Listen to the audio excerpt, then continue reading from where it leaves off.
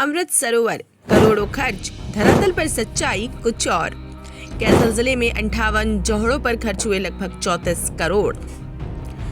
अमृत सरोवर योजना के तहत गांव में जोहड़ों के जीर्णोद्धार में कैथल में बड़ा खेल हो रहा है।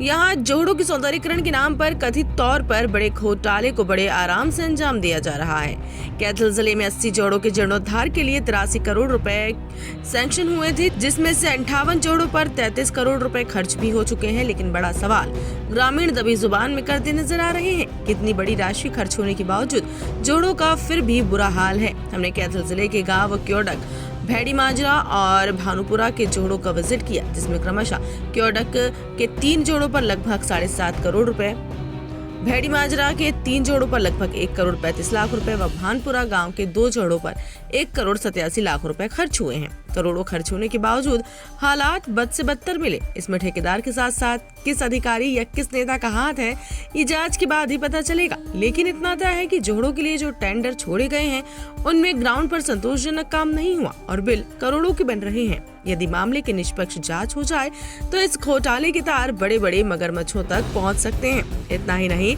जोड़ों से मिट्टी निकाल कर गाँव में ही सार्वजनिक कार्यों में प्रयोग की जानी थी। लेकिन सूत्रों का कहना है कि इस मिट्टी को बेचकर करोड़ों रुपए जिले भर में डकारे जा रहे हैं।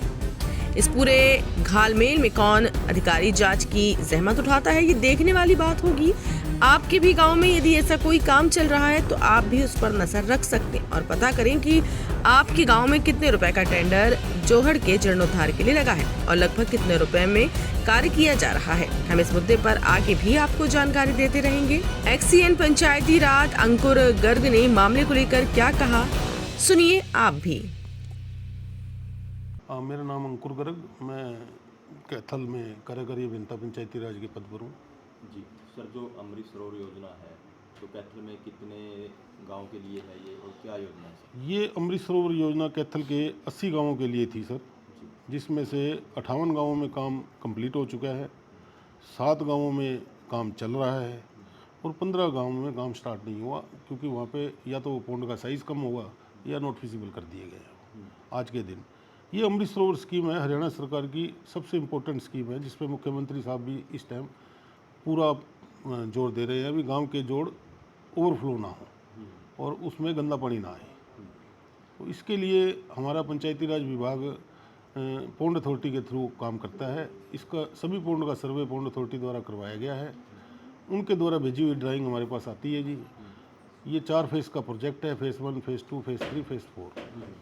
तो इसमें पौंड अथॉरिटी जिस पौंड की हमें ड्राइंग भेजती है, उसका हम एस्टिमेशन सरकार को भेज देते हैं और उसका फंड आने के बाद थ्रू टेंडर उसका हम काम एग्जीक्यूट कराते हैं। इसमें सबसे बड़ा काम है जी, गांव में जोड़ का एरिया कम हो गया है, कब्जे ज़्यादा हो गए हैं, तो गांव में ओवरफ्लो की बरसात में समस्या आती है। तो इसमें हम पहले डी वाटरिंग करके जी उसकी डीसलेजिंग करते हैं और फिर पौंड की गहराई भी बढ़ाते हैं, ताकि स्टोरेज कैपेसिटी जोड़ की ज़्यादा हो जाए। और जो उस पौंड में गांव के 3 तरफ या 4 तरफ या 5 तरफ से गंदा पानी आता है, उसको किसी एक पॉइंट पे कलेक्ट करके वहाँ हम स्क्रीनिंग चैम्बर के थ्रू सिंचे वाला वेल बना रहे हैं। कैथल ज़िले में ज़्यादा सिंचे वाला मॉडल बन रहा है, जो कि मैंने देखा है। वो एक नेचुरल ट्रीटमेंट प्रोसेस है। इसमें 3 वेल बनते हैं, 3 कुएँ, और उसमें 3 कुओं में पानी एयर टाइट होके आगे, जिसकी TDS कम हो जाती है पानी की काफ़ी हद तक, और वो TDS कम होने से पानी बदबू नहीं मारता है।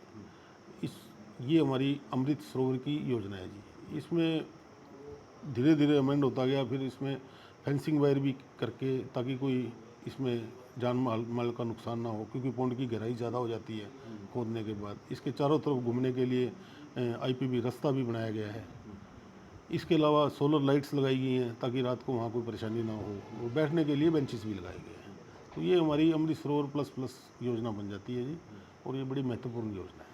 सर, जैसे कई गांव का हमने सर्वे किया, मतलब पौंड की जो मिट्टी है वो भी कहीं और बेच दी, और इसके अलावा जो वो मतलब ब्लॉक वगैरह लगाए गए हैं वो भी बिल्कुल टूटे फूटे हैं और लाइटें भी नहीं जल रही हैं। तो ठेकेदार की क्या कुछ जिम्मेवारी? इसमें DLP पीरियड होता है, कॉन्ट्रैक्टर का, एजेंसी का 3 साल का DLP पीरियड है। अगर आपके संज्ञान में ऐसा कोई मामला है तो मेरे संज्ञान में ले आओ, मैं उसकी विजिट कर लूँगा, मैं खुद भी कर लूँगा जी। अगर ऐसी कहीं कोई समस्या है तो हमारे कॉन्ट्रैक्टर 3 साल के DLP पीरियड में है। अगर उनका DLP पीरियड पड़ा है तो उनसे ऑपरेशन एंड मेंटेनेंस उनकी है, वो करवाई जाएगी।